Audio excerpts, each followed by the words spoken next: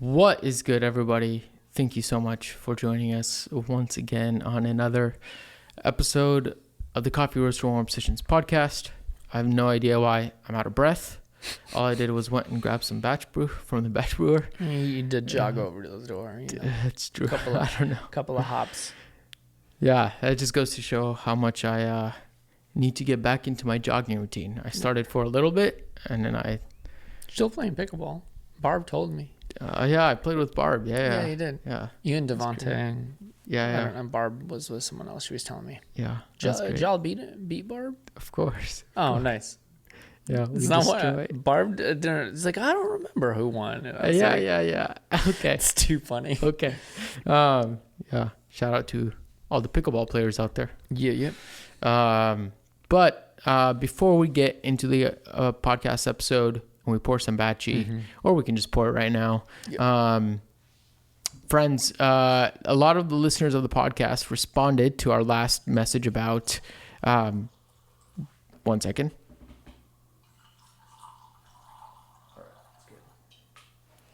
Many of you responded and said you guys would be interested in a discounted coffee bag that has no label, no nothing, which is our dial-in batch. And so once this podcast actually goes live, we'll have a limited run of coffee bags that have no label, no nothing. It's kind of just a mystery bag you're getting. It's going to be pretty heavily discounted. It's just to reduce, some of our costs. But at the same time, you get... it's not going to be like a perfect batch, but it's going to be a pretty decently dialed in that I think most people would enjoy. Yeah. So you're getting a little bit of a discounted price, and we get to waste less coffee with our dial-ins, and everybody's happy. And so, so it'll be on there. Also, there's a very limited amount of bags. Like, we're doing pretty small batches, so while supplies last, first come, first serve. Exactly.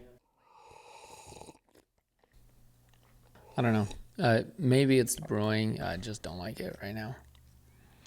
It's a good coffee. I'm just not a fan.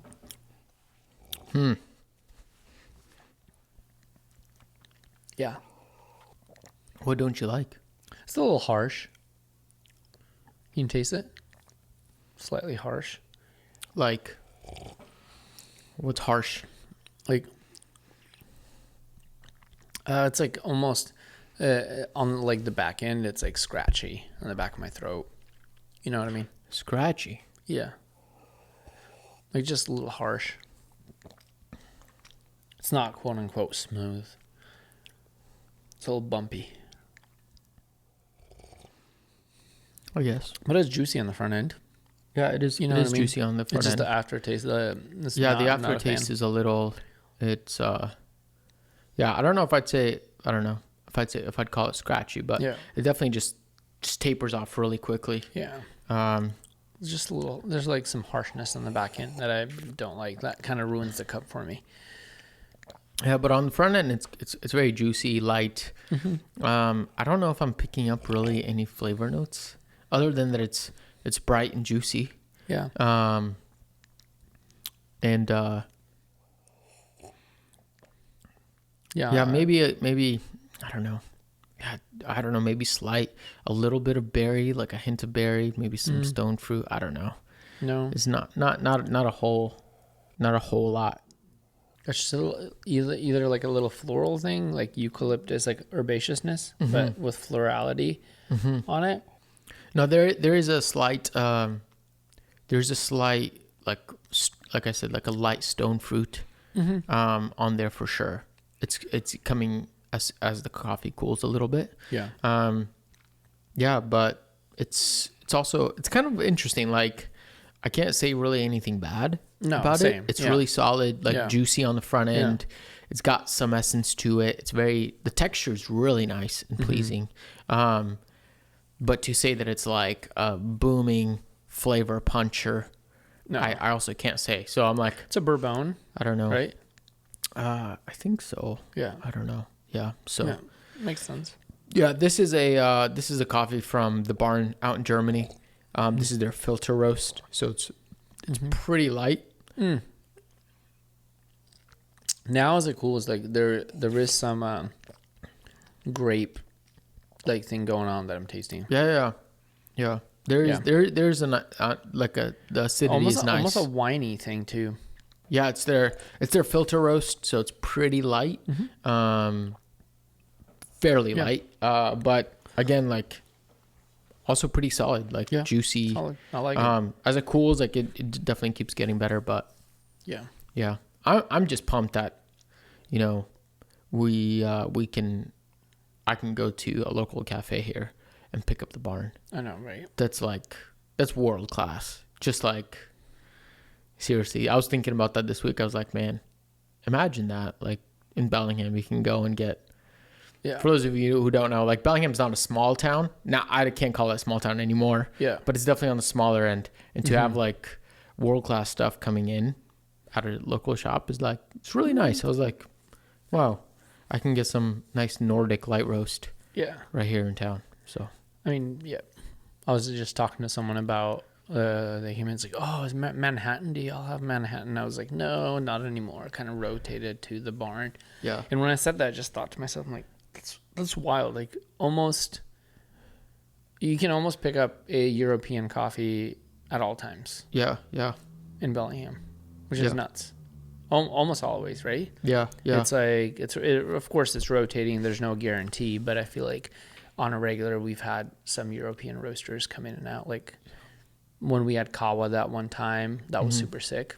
Like you have a French like roasting company, like so like to have the barn, it was like for me it was honestly like I was super excited to have the barn in Bellingham. Yeah, it's really nice. Yeah. And I had a brew of this coffee actually yesterday. In the Who morning. brewed it for you? Delaney, I think. Delaney? Oh, sick. Yeah. Sick. Yeah. Right before you came. And so it was really nice, and I was like, dude, this is great. I had the Ethiopia also on espresso. I had the Ethiopia on espresso too. Which one? The natural or the washed? I think it was the natural. It didn't taste like a natural, to be honest. Like it didn't have that booziness. No. But it had very nice, delicate flavors, very clear. Yeah. I mean, I was like, dude, and it was a really well pulled shot. So I was like, I'm pretty satisfied. I think there's two. Was it the Kilbessa? I think so. Yeah. I had the Gisang or Gisin, whatever, from Ethiopia. It's like, from Guji. It was just solid today. It's a washed. So good. Yeah, I liked it a lot. It was like a solid Ethiopian. Yeah. So. But yeah. That's that. You're back. Yes, sir. Yeah. How far apart were the two competitions? I don't know. A month. A month? 3 weeks. Yeah. Something like that. That's a very quick turnaround. Yeah. So, but what I was saying is like you're back from the U.S. Nationals of the Aeropress competition. Yes. Qualify for Worlds. Indeed. It was a one-stop comp where you just competed once and you were on to Worlds. Won the whole thing. You are on to Worlds instead of having to do another like a prelim qualifier or nationals kind of thing. This is just it, which is super dope. And it was at Onyx. Yeah.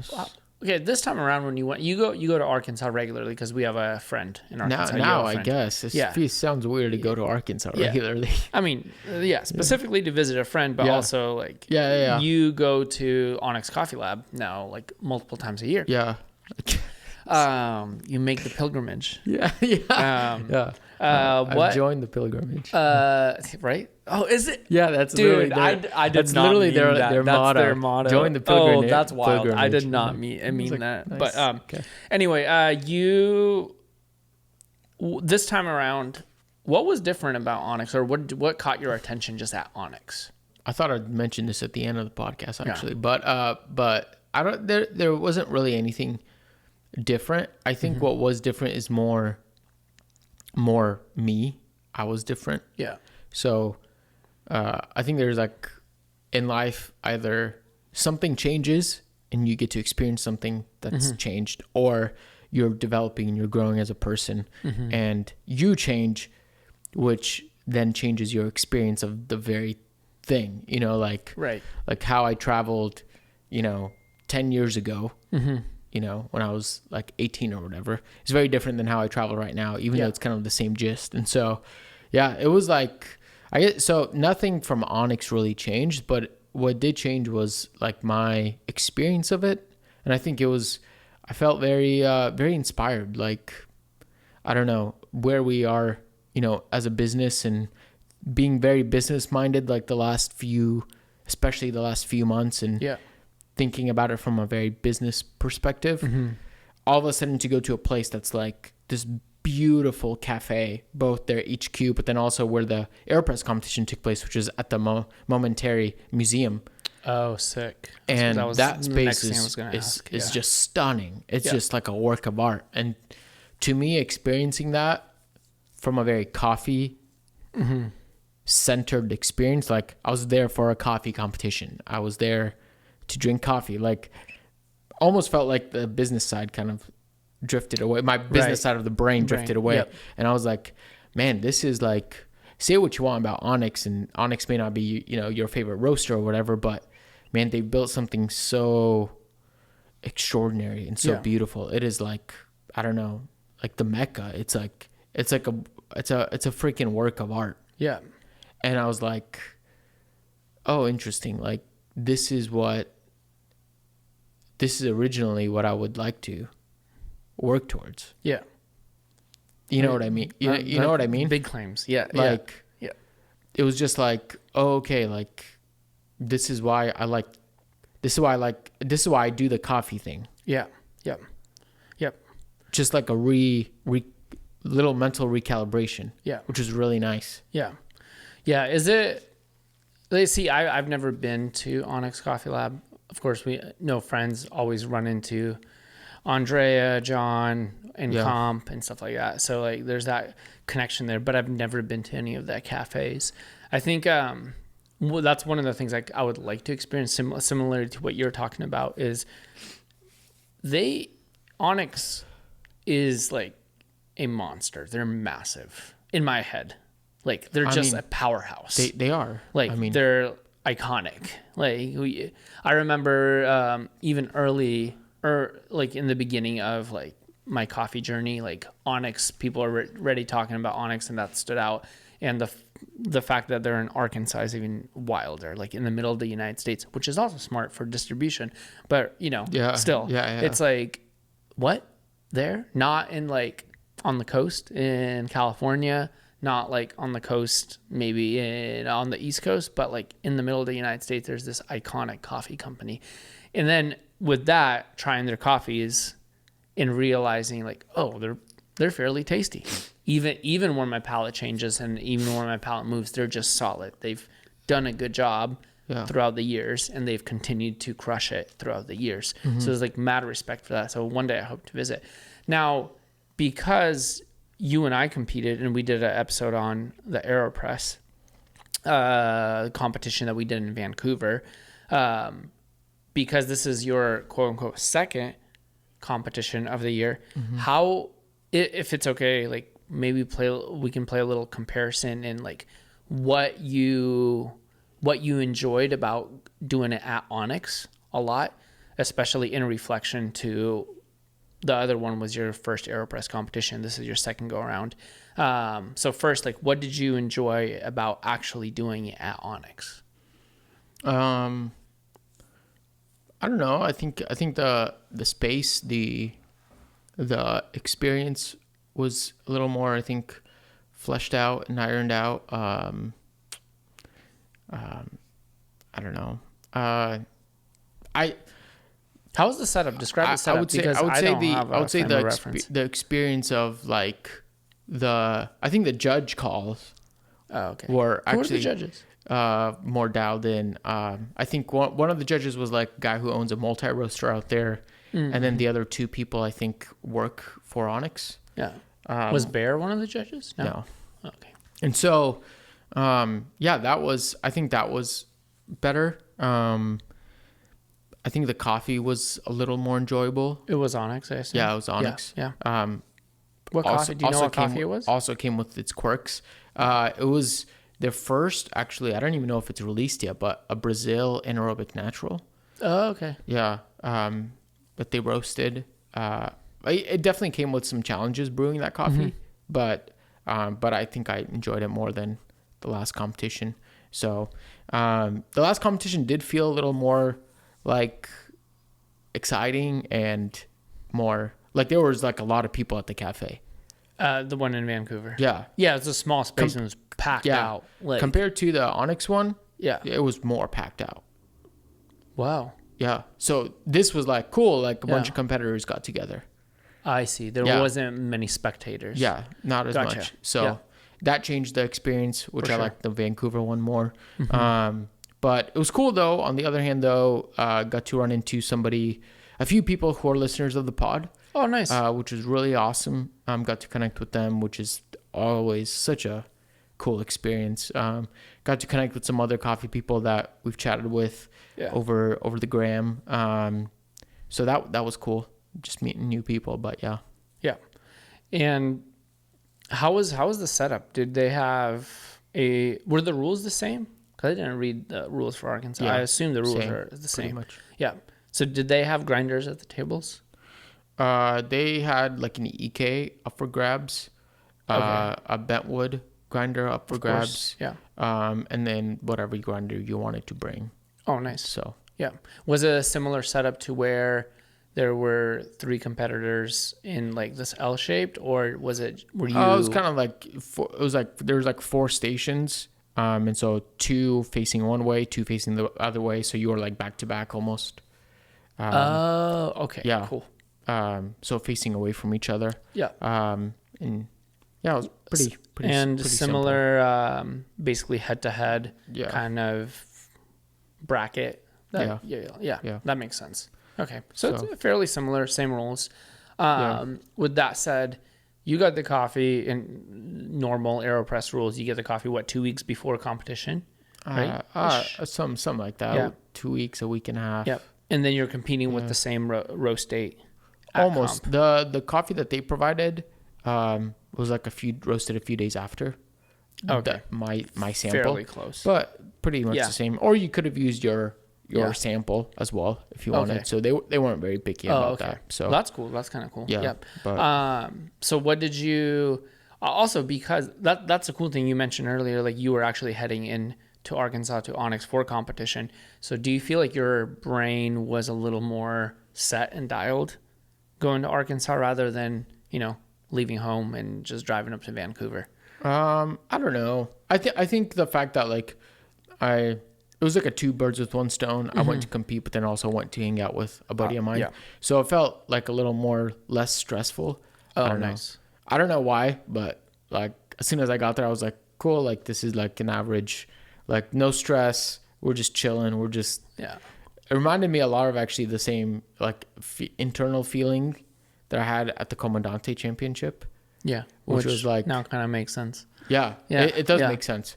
As I was reflecting, I was like, oh, interesting. Like that's something you like, I think this is just good for everybody. Like when you do something really, really well and you win, it's good to recognize some of the same patterns, your experiences. Yep. And you see this with athletes, the same thing. Like if you win something, you kind of have to think back to how do you recreate the same experiences? If you have like a really, really productive work day, also, how do you recreate that same experience? Like, what'd you eat? What was your morning routine like? Maybe you had no morning routine and that was the thing that benefited you, you know, like very classic thing. So I was like, oh, interesting. Like I should just take notes about what that experience was like. Yeah, totally. So yeah, it was pretty chill though. Easy going. When it comes to like your preparation, did you make any differences between Vancouver and the Onyx one? Not really. I had to make changes to my Aeropress recipe because the coffee was just so different, brewing so differently. Right. I didn't even like any of my brews until literally I think the morning of. Oh, nice. That I was like tasted it and I was like, that's the recipe I'm gonna go with. And so, but I had to definitely tweak pretty much the Aeropress recipe that's on our YouTube channel. I used that and then modified it. And I'm thinking about making another video that shows you pretty much I'm going to try to brew the competition coffee and walk through that revised recipe.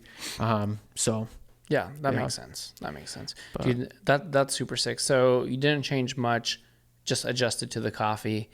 And then when it comes to you brought all the same gear, I assume? Yeah. Everything is the same. Yeah. Didn't change same anything. Gear, same grinder. What water. grinder did you use? The Commandante. Trailmaster. Trailmaster. Yeah. Sick. Dude. Tried and true, dude. I know. You just doing the clicks. And time-wise, everything worked out well because you already did it with time in Vancouver. So I assume that none of that changed at Onyx. It was all the same. Yeah, but they actually gave you a little bit more time. Oh, really? It was still 5 minutes, but for your prep, you could actually grind your coffee.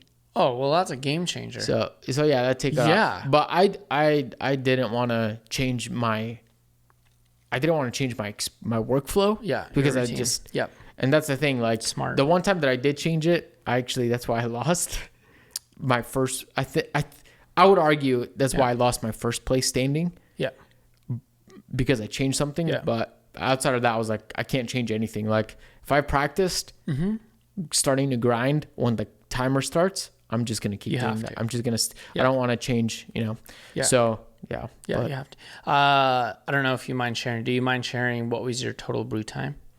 Total brew time was 2 minutes and 5 seconds. Really quick dose in. It was a 13-gram dose, 200 grams of water. Okay. 205. 205. Yeah, brew time. Do you change that? No, brew time was 205. I changed that a little bit. Yeah. My water temp I also changed. I went down to 195. That's what I thought. And went coarser on the clicks. So 2 clicks coarser to compensate for the coffee. And yeah. Ah, interesting. So that's like you lowered your water temp and you went coarser. Yeah. The coffee was it was interesting. It was much more developed. Yeah. That's what I'm thinking. And I every time I brewed it, tried it, I was like, man, there's so much roasty harshness that I'm not liking. Yeah. I'm like, how do I tune that down? And of course, like everybody says, if you're brewing a coffee that's darker roasted, you want to tune down the temp a little bit to ease off that harshness a little bit. Mm-hmm. But going down in temp didn't help. So I went 2 clicks coarser, which helped, I think, got me in a good ballpark. Yeah. So you didn't even, did you dial in your brew with a TDS meter? No, just taste, just the buds. Yeah. Just the buds. So. That's smart. I think next time I'll use a TDS meter just to get a gauge on where how flavor moves between extraction percentage and so that would be interesting. So can you give a little bit of a rundown? Because, side note, we haven't said this yet on the pod. We just started off very nonchalant. Yeah. But you got 3rd place. Yes. So you basically podium U.S. 3rd place Aeropress brewer. Got the bronze. Got the bronze Aeropress, the legendary trophy. I can't believe you don't have it in your hands right now. I know. You should. But okay, so walk me through. How many rounds do you have to win? 3. 3. Sick. So first round, how did you feel showing up on the first round? And then did you talk to any of the other competitors there in the first round? Yeah. How was your interaction with competitors in the first round? Oh, it was great. It was chill. Yeah. It was just went up against one of our podcast listeners. Really? So shout out to you. Sick. I think Bailey. Nice. It was great. It was very chill. Did you run into Mike? Yeah, I did. Yeah. Gel chatted with him. Yeah. Nice. He was pretty pumped about my recipe. Ended up using it a similar version of it. He did? Yeah. He had to modulate it a little bit to fit his. So yeah, but it was good. We got to chat with him a little bit. So yeah, I was pretty much expecting somebody to show up using my recipe and destroying me. I was like, I want this to happen. I want this to happen. That would be funny. Yeah. So. Oh, but also when it comes to using your recipe, it's your method of brewing the Aeropress. But then when it comes to dose, water, Like, you know what I mean? Or even grind size. Like it's not like you can dictate grind size in a tutorial video exactly how many clicks for that coffee. You can't. Someone still has to dial in the coffee according to your method of brewing with the Aeropress. So there's that skill alone. So someone could potentially destroy you with your own recipe just based on dial-in. The ability to dial in. Yeah. So that's cool. That's what like the makes, competition. That's what makes this fun, is that everybody gets the same brewer, the same coffee, and the versatility of the Aeropress is that you're supposed to know how to figure out how to brew it well and making it enjoyable. So that's the essence of the competition. So what's your major takeaway from the whole competition experience at Onyx? Like what is one thing that sticks out to you that you're like, okay, I'm going to take this to my next competition? And I assume you will do another Aeropress competition next year. I've retired. That's it. You're done. One comp in and I'm done, you guys. No, what's one thing you took away and you're like sick? And then within that context, like what's one thing you think you would do different next time? Yeah. One thing taken away, I think, is just, chill. Don't overthink about it. Don't be super nervous, jittery. Like I remember competing in the Vancouver one, my hands are like shaking as I'm turning the thing over, like my Aeropress. This one I was like super chill. So it's like trying to just maintain that and just stick to the plan as well. The one round that I did lose that didn't get me into the top 2 finals was literally because I did something that was so stupid and I knew was stupid and I thought about that it was stupid and I still went and did it. And I was like, why did I change it? And then the next round when we were competing for 3rd place, I didn't do that. And then I won. Yeah. Like, what was it? It was, I did a stupid thing. Like we're like getting ready for the round and Alika Lifty's like, hey, nice. Like Mark, like if you want to, like this before my round, like there's another round going. And he's like, hey, if you want to go grab coffee and sort, you can. And I was like, I didn't do it before. I did the quick sort before. And I was like, why am I going to do that? And then it like kind of got to me and I was like, maybe I should. Yeah. So I went and started sorting and my stupid brain was like sorting. And I didn't like the harshness that was in the cup. So I was like, okay, if I can take out all the very the darkest roasted beans, if I take them out. So you were sorting for color? Yeah, I was sorting for color. And I was like, if I take out some of those darker roasted beans, then I'm going to be able to get more lighter, juicier, maybe cup doesn't have that harshness. And as I'm sorting, I sorted it out and I'm like, what if I'm actually like taking out the Quakers, and I'm just about to brew with a bunch of Quakers. Oh, yeah. It crossed my mind. I'm like, could be actually. And then I'm like, whatever. I'm still sorting. And I'm like, I should just chew on some beans. And for all the roasters, you should get into the habit of chewing on beans. It's a very good skill actually. And so I chewed on the bean that I was sorting out to use. And I was like, doesn't taste bad. And then I took like a darker bean and chewed on it. And I was like, oh, that tastes like a natural. That tastes fruity, intense, punchy. Mm-hmm. And literally I'm like, you need this in your cup. This is the flavor. This is the coffee actually that they've roasted. This is it. Yeah. And I still didn't choose it. Oh, wild. My brain, I don't know. Alika got to your mind. Glitched. He did. That's the thing. He did. And I was like, crap. And so I took the beans, literally brewed my brew with those lighter colored beans, tasted it, and I'm like, great. Little to no sweetness, light, airy, a little more juicier. Didn't have the harshness, but I had none of the flavor. Dang. That gave sucks. My cup, like, compared to the other 2 competitors, my cup was pretty much full after the judges tried. Yeah. And then I went and tried the coffees, and I was like, yeah, of course. My coffee just tastes like water, bright water. Yeah. And their coffees taste more fruity and has sweetness and essence. Yeah. That's where I was like, yeah, they actually did a good job judging. Yeah. That's awesome. I was like, I was like, yeah, I was not supposed to win that. That's it. Dang. And in the next round, I did my quick sort that I did the other rounds, which I just took out the coffees, like the shells, the coffees with what looks like sometimes there's like holes in them, which is like a kind of like a defect, but not really. And just sorting out like the scorched beans and the very, very ultra light beans. Brewed my cup and won that round. Dude, that's so wild. That's so disappointing. Like, it's a mistake I knew I was making. Yeah. And I'm like, why the hell? Well, like, why? Like, why? And so, I brewed it, and then I actually cupped that round as well to see what they were cupping. Like, spot on. Like, the judging, I think, was, like, pretty good. Yeah. So, I was like, man, chances are if I didn't sort, I probably would have gotten in, at least in the top 2. Yeah. Dude, that's so wild. Yeah. Wow. I would have not imagined that sorting actually got in your way. But I guess it also matters. Like if you were sorting, like instead of sorting for color, you would have sorted, let's say, for like bean size. You know what I mean? Yeah. So that could have also impacted the cup score, right? And then that would have changed some stuff up. But yeah, I would not have imagined that. So technically, you failed because you over prepared in a sense, if that's a thing. Yeah. Yeah. That's pretty wild. Like, and one thing I'm getting out of this is just like stick to the freaking plan. Like, you don't need to.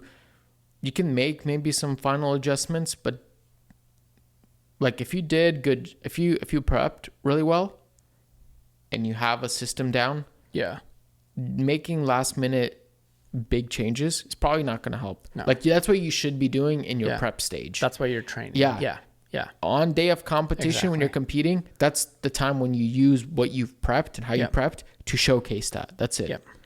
And so, that's the same thing, and I would say that's the same thing for every competition. Like it's not, specific to even coffee. It's like if you're doing that, if you're a runner and you're prepping for a marathon, you have to go through your routine of what you eat, what you do day of race. You know what I mean? You have to prepare that way.